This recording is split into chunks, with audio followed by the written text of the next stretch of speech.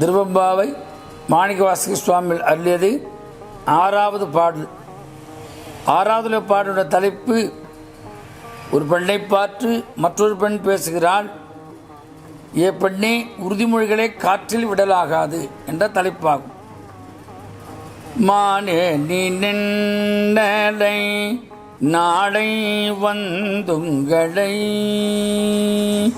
மானே நீ நின்னலை நாளை வந்துங்களை, நானே எழுப்புவன் என்றலும் நானாமே, போன திசை பகராய் இன்னும் புலந்தின்றோம், வானே நீலனே பிறவே அறிவறியான், தானே வந்து எம்மை தலையளித்தாட்கொண்டருளும், வான்வார் கழல் பாடி வந்தோர்க்கு உண்பாய் திருவாய், தானே வந்து வானே வந்து எம்மை தலையளித்தாட்கொண்டருளும், வான்வார் கழல் பாடி வந்தோர்க்கு உண்பாய் திறவாய், ஊரே உருகாய் உனக்கே உறும் எமக்கும்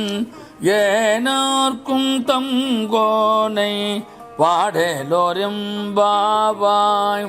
ஊனே உருகாய் உனக்கே உறும் எமக்கும் ஏனோர்க்கும் தங்கோனை, பாடலோர் எம்பாவாய்.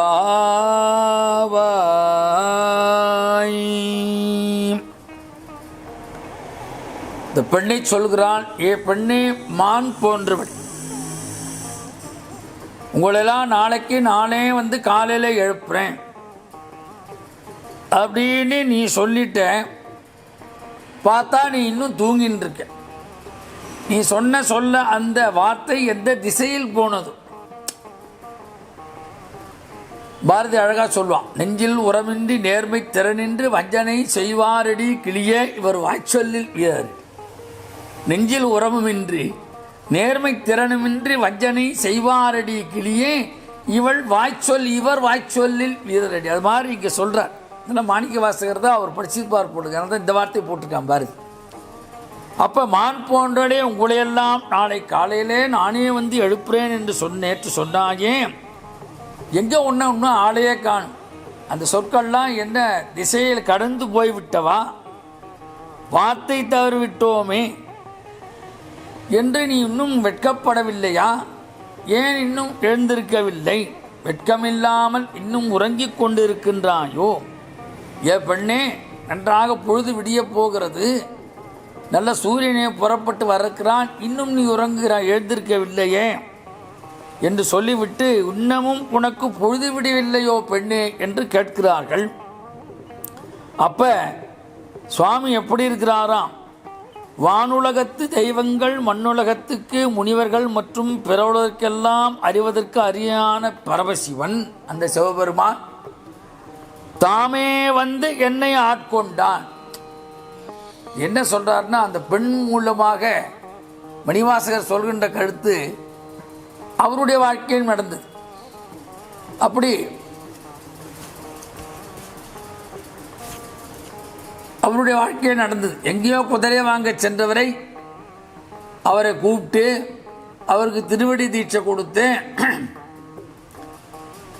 அவருக்கு பஞ்சாட்சர உபதேசம்லாம் செய்தார். நமக்கு திருவாசகம் என்ற பக்தி கிரந்தம் கிடைத்தது, பக்தி ஆகிய அந்த நூல் கிடைத்தது, திருவாசகம் என்ற தேன் என்ற நூல் கிடைத்தது. நாம் இன்னமும் அது பருகி கொண்டிருக்கிறோம்.